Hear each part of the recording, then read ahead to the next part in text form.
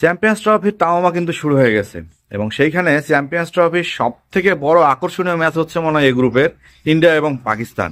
এবং এই ইন্ডিয়া এবং পাকিস্তানকে ঘিরে, পাকিস্তানের ম্যাচ ঘিরে যে একটা উত্তাপ, সেটা রাজনীতি বলেন, সেটা দুই দেশের মধ্যে বলেন, কারণ আমরা জানি রাজনৈতিক প্রেক্ষাপটের কারণেই ইন্ডিয়া পাকিস্তানের খেলা এখন আর হয় না, বা দ্বিপাক্ষিক সিরিজগুলো এখন আর হয় না। 2002-3-এর দিকে যেমন সিরিজগুলো হইতো, ইন্ডিয়ার বাঘা বাঘা ব্যাটার, পাকিস্তানের বাঘা বাঘা বোলার, ইন্ডিয়ার বোলার পাকিস্তানের ব্যাটারদের মধ্যে যে একটা যুদ্ধ দেখতাম, এবং সেখানে সবার মাঝেই যে একটা ইন্ডিয়া পাকিস্তান নিয়ে একটা আলোচনা দেখতাম, টিমগুলোকে নিয়ে চায়ের টেবিল গরম করা, সেই আলোচনাটা এখন আর হয় না।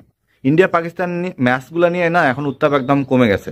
কারণটা একটাই, কারণ তাদের মধ্যে আমরা কোনো সিরিজ দেখতে পাই না, তাদের কোন খেলোয়াড়টা কখন ভালো খেলে সেটার দিকে আমাদের কোনো নজর থাকে না, বা তাদের যে স্টার, সেই স্টারগুলো আমরা পাই না। শুধুমাত্র আইসিসি ইভেন্ট মানে ইন্ডিয়া এবং পাকিস্তান, এবং এই ম্যাচটা ঘিরে আইসিসি ইভেন্টে যত পরিমাণ বিজনেস হয়, সে সব বিজনেস হয় এই ম্যাচটা ঘিরে। এবং সেমভাবে চ্যাম্পিয়ন্স ট্রফিতেও এইবারও এই আইসিসি ইভেন্টে ইন্ডিয়া পাকিস্তানের ম্যাচের টিকিট 1 ঘন্টাতে বিক্রি হয়ে গেছে।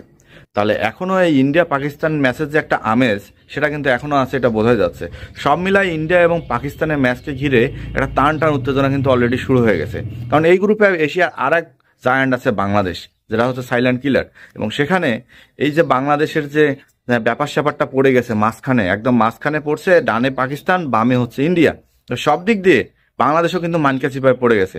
সেখানে পাকিস্তান যেহেতু হোস্ট টিম, শুধুমাত্র একটা ম্যাচে ইন্ডিয়ার সাথে দুবাইতে খেলবে। এরপর যদি ইন্ডিয়া সেমিফাইনালে ওঠে, তাহলে ইন্ডিয়ার সাথে যদি পাকিস্তানের খেলা পড়ে, তারা সেমিফাইনাল খেলবে। আর যদি পাকিস্তান ইন্ডিয়ার সাথে পড়ে, ফাইনাল পড়ে, তাহলে তারা দুবাইতে খেলবে। তাছাড়া পাকিস্তানের সবগুলো ম্যাচ হবে নিজের দেশের মাটিতে। এখন কথা হচ্ছে, ইন্ডিয়ার অনেক ভক্তরাই চাচ্ছে পাকিস্তান এবং ইন্ডিয়ার একটা চ্যাম্পিয়ন্স ট্রফির ফাইনাল দেখার জন্য। এটা আমিও চাই। আর যারা ক্রিকেট প্রেমী আছেন, যারা 2002-3-এর দিক থেকে ক্রিকেট ফলো করেন আমার মতো, তারাও হয়তো চাইবেন ইন্ডিয়া পাকিস্তানের একটা আইসিসি ফাইনাল দেখতে।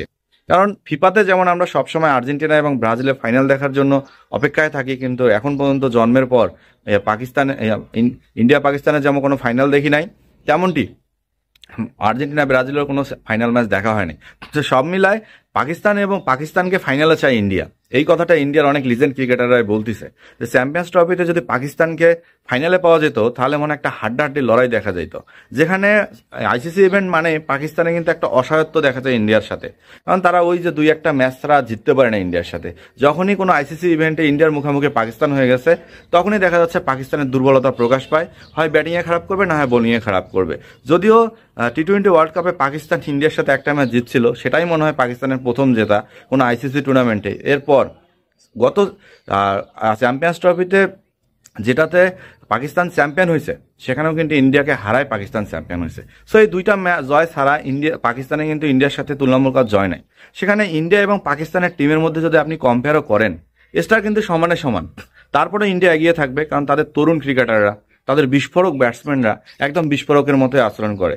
এদিকে উল্টা দিকে হচ্ছে পাকিস্তানের চিত্র, তারা কিন্তু ব্যাটিং না হোক, অন্তত বোলিং দিকে তারা বিস্ফোরক। স্পিন বলেন, পেস বলেন, সব দিয়ে পাকিস্তান বিস্ফোরক। কারণ ওই জন্মের পর থেকে আমি দেখে আসি পাকিস্তানে এক একটা করে আগুন ঝরা পেসার। শোয়েব আখতার, ওয়াসিম আকরামের উত্তরসূরি এখন হয়েছে শাহিন শাহ আফ্রিদিরা। হ্যাঁ, মাঝখানটায় তাদের একটু শর্ট ছিল, বোলারের শর্ট ছিল, তো সেটা কিন্তু এখন পুষায় নিছে।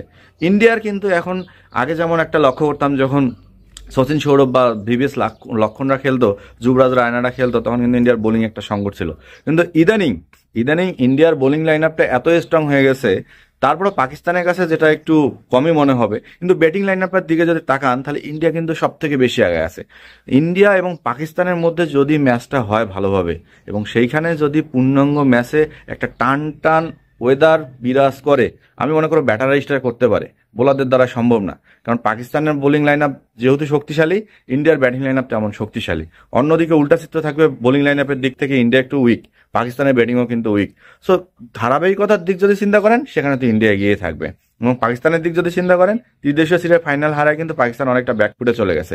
এখন দেখার বিষয়, ইন্ডিয়া এবং পাকিস্তানের ম্যাচ যেভাবে 1 ঘন্টায় সব টিকিট সেল হয়ে গেছে, এখন বাকি যে ম্যাচটাতে আছে, ম্যাচ ভেন্যুতে 2 দল এক হয়ে কেমন খেলা দেখাইতে পারে। সো রানাউটে যারা দেখছেন, সাবস্ক্রাইব করতে ভুলবেন না।